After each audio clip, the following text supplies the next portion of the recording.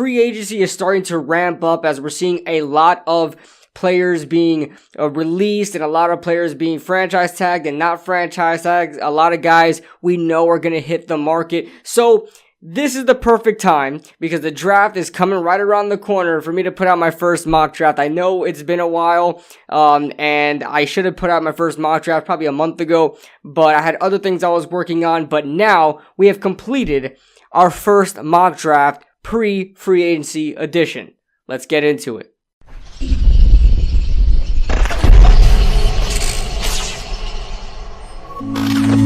Before we start this video, guys, this video is sponsored by Manscaped, the best in men's grooming. So if you guys want a discount on the best in men's grooming, make sure you guys use my promo code KB27 for 20% off plus free shipping. Your balls will thank you. So let's start off with the first 5 picks in the draft. I have the layout there. You're probably going to see my camera somewhere around there. So we're going to start off with the first 5 picks. Obviously, we have Trevor Lawrence at 1. We're going to have the Jets going Zach Wilson at 2. I've become a huge fan of Zach Wilson in these past couple of months, doing a lot of scouting and scouting other quarterbacks and kind of comparing each one. I think Zach Wilson is very NFL ready. A lot of people think that he should sit a year. I don't see that. I think Zach Wilson can play day 1. So I have the Jets restarting their and refreshing their entire franchise. They're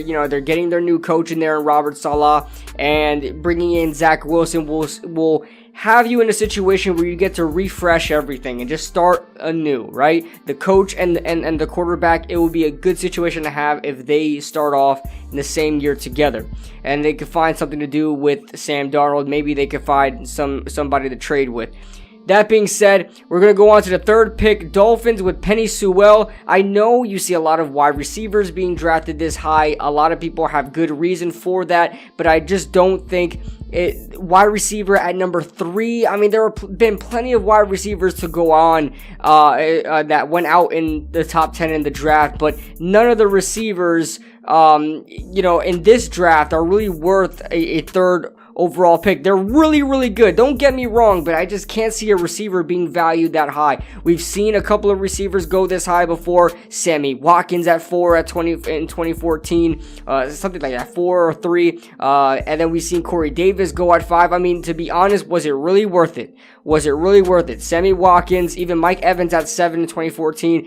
Actually, I guess Mike Evans worked out. Mike Evans worked out very well. But these top 5 picks, like, Corey Davis and Sammy Watkins, I mean, you can argue they really weren't worth a top 5 pick. I can't see it happening. Go ahead and get yourself Penei Sewell.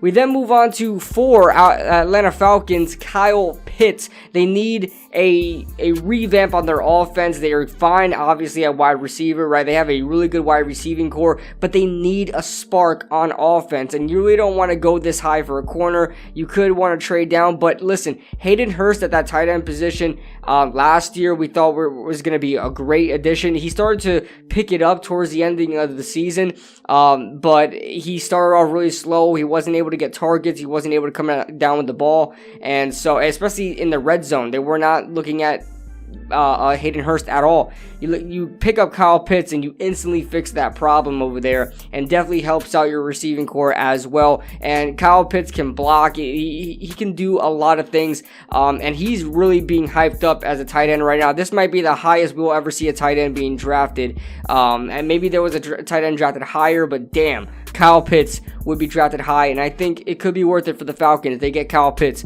at 4. Cincinnati, Rashawn Slater. This is a no-brainer. Obviously, they're still working with their tackle. His name is escaping me right now. The tackle out of Alabama a couple of years ago had a rough start with injuries. He's coming back now. I think he played this year.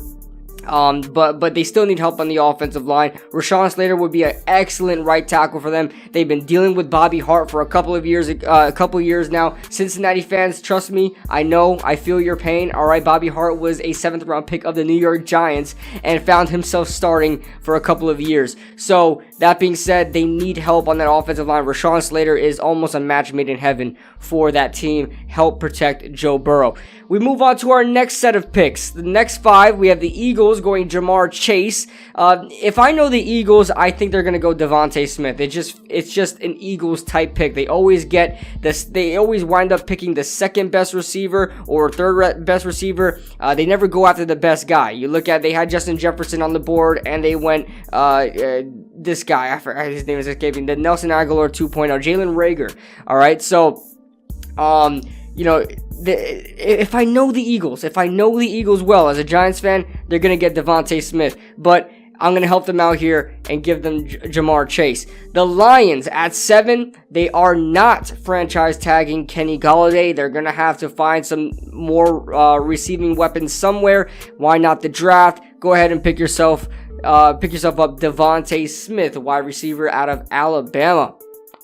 We move on to number 8. This is another no-brainer to me, unless the Carolina Panthers find a way to get, like a Russell Wilson or Deshaun Watson. Rumors are that they're in the market for these quarterbacks, and they obviously need a quarterback. Teddy Bridgewater was on a 1-year deal, and they have nobody right now. I mean, you can look at, what's his name, Will Grier. I mean, Will Grier, no, so you gotta go ahead and give yourself a quarterback. And then you also have that guy, the quarterback from the XFL that played a game and everybody thought he was the greatest already. But listen, they need a quarterback. Justin Fields here is the right move. So go ahead and pick yourself up Justin Fields. Move on to the Broncos. Caleb Farley, they need corner help, and you can mix and match this with Patrick Surtain. But I think at the end of the day, Broncos go corner. I know there's a lot of talk about the Broncos going quarterback again. I don't know. I'm not a big fan of that. Just keep flip-flopping quarterbacks. I don't think that's the position to really flip-flop with. You're restarting your rebuilding your rebuilding phase every time you pick a new quarterback, especially in the top of drafts. So they just got Drew Lock. You're stuck with him. Sorry. So Broncos get up Caleb Farley. Cowboys go Patrick Surtain. They need corner help. I cannot believe any Cowboys fans, all these Cowboys fans that want Kyle Pitts, you guys are insane. But you know what? Go ahead, grab up Kyle Pitts. I don't care. Keep your defense as historically bad as it is.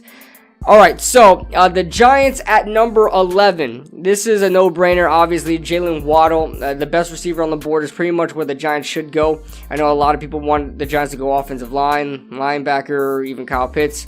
I had him out of there by the pick 4, so we didn't have this dilemma. But Kyle Pitts going number 11. 49ers, go ahead and pick up Trey Lance. This would be a great deal for them if they don't have to trade up to get Trey Lance.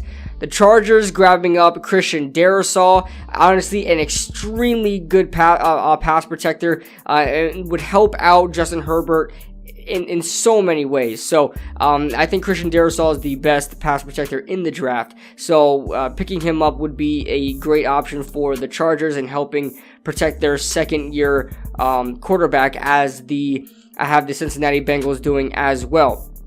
The Vikings needing defensive help, getting Kwity Paye here out of Michigan. The Patriots going Micah Parsons. Now, a lot of people, you can go so many different ways with this Micah Parsons pick. Micah Parsons can go, with this New England pick. The New England Patriots can go Micah Parsons. If Kyle Pitts were to drop, they can go Kyle Pitts. They can go quarterback here. They can go in so many different directions here. They can even go Rashad Bateman, because Rashad Bateman's really climbing up the draft boards. They can go Rashad Bateman. So they can go so many different ways here. The Patriots can. They need help on offense and defense. I have them going Micah Parsons here. The Cardinals picking up J.C. Horn. If you don't have the Cardinals picking up J.C. Horn, I don't know who you have the Cardinals picking, because, that is like the most surefire pick in the NFL draft. The Raiders going Jeremiah Owusu-Koramoah. This is a guy that, you can use everywhere. The Raiders need defensive help in general, and usually when you need defensive help or plenty of defensive help, you always go after the guy that's more versatile. And Jeremiah Owusu-Koramoah is extremely versatile. A lot of people want to put him at safety. I think he could just be a roaming linebacker, a guy that just can be everywhere and kind of play in the slot, play a safety role, maybe some Tampa 2, So I like Jeremiah. I think he's a perfect fit for the Raiders. Dolphins pick up Rashad Bateman. Instead of going with a high pick and getting a receiver, they go out and get the fourth best receiver on the board here with their 18th pick, getting Rashad Bateman. Washington picking up Mac Jones. Mac Jones. Ooh, Mac Jones. I love this guy. Call me crazy, but I believe Mac Jones can be better than Tua Tagovailoa in the NFL. I know I got a whole bunch of dislikes for that, but I love Mac Jones. I think he's a fantastic quarterback. A lot of people label him as this game manager quarterback. I guess it's because his build, or he has the arm talent, he has the mobility. I really don't see why people think he's not mobile, because he has like the build of Dwayne Haskins, but the guy can move. So Mac Jones, in my honest opinion, is going to be a steal in this draft no matter where he's drafted, because I don't see him being drafted in the top 10. So if he drops to 15 and over, or 15 and higher, he will be a steal in the NFL draft. Whoever takes him, I have Washington taking him here. We have the Bears going Kadarius Toney. The Bears like these gadget players, right? They like their Cordero Pattersons. They like their Tariq Cohens. They like their Anthony Millers, right? Guys that are just glitchy. Guys that you can move around and play at different positions. Kadarius Toney is like as gadget as you can get. Now, he doesn't play running back, but he's a guy they can use on those sweeps, on those on those quick little drag routes or wide receiver screens, bubbles, all that kind of stuff. Kadarius Toney could do it all in the NFL. I think he's really going to be like a gadget player in the NFL. He's like a really people are going to hate me when I say this, but like a really souped up Tavon Austin, right? He's a guy that you can what Tavon Austin was supposed to be. I mean, Tavon Austin just couldn't catch, but Kadarius Toney is explosive. The guy has, groundbreaking speed. I mean, I don't think he's super fast, but he's pretty fast, especially for his height. I'm rambling here. So, Colts go ahead and grab up Sam Cosmi. I think this is a really good pick here. And Anthony Costanzo retired. They could address wide receiver in the later rounds. I know they could use some wide receivers with the departure of T.Y. Hilton, but the T.Y. Hilton replacement went just above, and that was Kadarius Toney. So Sam Cosmi here, tackle, and they get to shore up their offensive line and keep it the best offensive line in football. Titans go ahead and pick up Azeez Ojulari. Azeez Ojulari is another guy that's going to be a steal in this draft. Now, I'm not a big fan of any of the edge rushers in this draft, but Azeez Ojulari really pops out to me out of Georgia. I'm not the hugest fan of Georgia edge rushers, right? Because they're usually pretty good, but they're not great. Azeez Ojulari, I think, could be the best of them. So, really good pick here for the Titans. The Jets picking up Najee Harris, running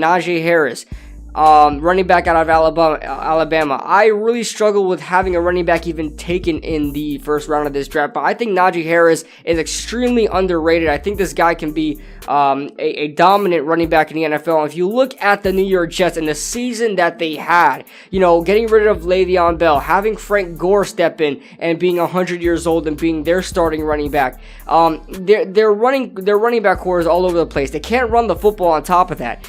So they have a huge disadvantage with their offense. They need a running back. If they couldn't make it work with Le'Veon Bell, that means they can't make it work with just anybody, okay? You need the best you can get. And Najee Harris is the best running back in this draft. Possibly Javonte Williams, but I don't know if they want to go in the first round and get Javonte Williams. But I take a chance here and go Najee Harris in the first round, 23rd overall. The Steelers picking up Elijah Vera Tucker. They're having their offensive line, who already was not great. Their offensive line already was not fantastic, and they're missing more pieces. Their guard is gone. I believe Pouncey is retiring as well, and also Alejandro Villanueva is leaving the team as well. So they can go Elijah Vera Tucker. I have been going Elijah Vera Tucker. They can go Vera Tucker here. They can go Jalen Mayfield here. They can go in different positions, but they have to go O-line in this draft, which is a good thing for the Steelers because they've been having to get cornerbacks in the first rounds of every draft. I remember just mocking corners to them every single year.